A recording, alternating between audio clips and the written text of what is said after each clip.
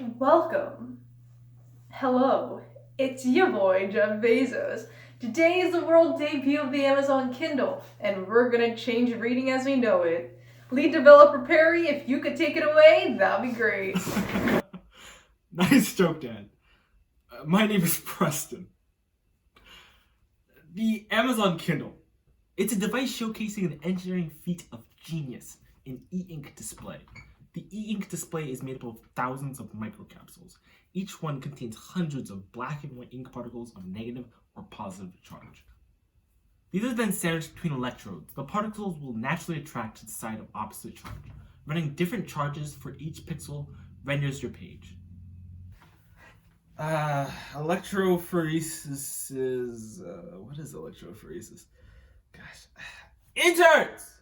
Oh hey Preston! Electrophoresis is how a charged particle moves in an electric field. In the case of a Kindle, we're looking at how each charged ink particle moves in response to the electric field provided by the electrodes. It all starts with an electric double layer, also known as the EDL. It's a layer of oppositely charged ions surrounding the ink particle.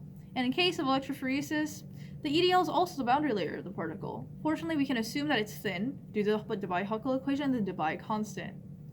Now that we have these electric charges in the electric field, we have to bring in a new term to our Navier-Stokes equation. The Coulomb forces. Our new Navier-Stokes equation becomes this. Now let's simplify. First, Rho du dt is removed because our low Reynolds number. Next, the momentum term is removed because our Reynolds number is tiny. Why is that so? Well, let's take a look at this equation. The ratio of density to viscosity is generally low for liquids. Diameter is tiny, we're working with micrometers. Finally, our speed is low because the small distance between the boundary conditions makes diverging from the no-slip condition difficult, which means low Reynolds numbers, which means super high viscous forces, which means negligible momentum terms. Pressure gradient is negligible too. And looking at our boundary conditions around our system, we see that P is equal to the same constant. This supports the assumption that the pressure gradient within each microcapsule is insignificant. And we have two terms left in our equation now. The Coulomb term simplifies to the function of its permeability, Laplace for the intrinsic electric field, and applied E.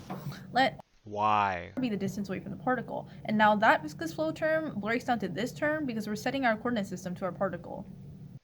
From here, we now have to talk about the type of flow in our system. We know that the fluid rotates due to the no-slip condition at the walls of our particle, but the presence of the also spatially varying Coulomb force that decays non-linearly away from the wall in the EDL causes a vorticity in the opposite direction. This results in irrotational flow in our system.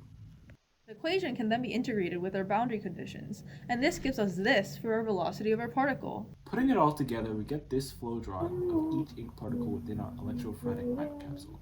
Fortunately, this velocity is true for all ink particles, regardless of shape, allowing collisions amongst particles to be negligible. What if instead of whatever expensive fluid we're using, we just use water? The optimal fluid has the same density as the ink particles, low viscosity, and high electrical permeativity.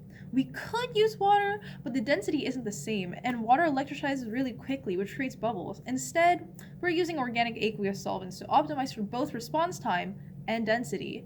The ratio of permittivity due to viscosity is directly proportional to the speed. Thus, maximizing it results in a lower refresh rate. What happens when we make the ink particles smaller for higher resolution?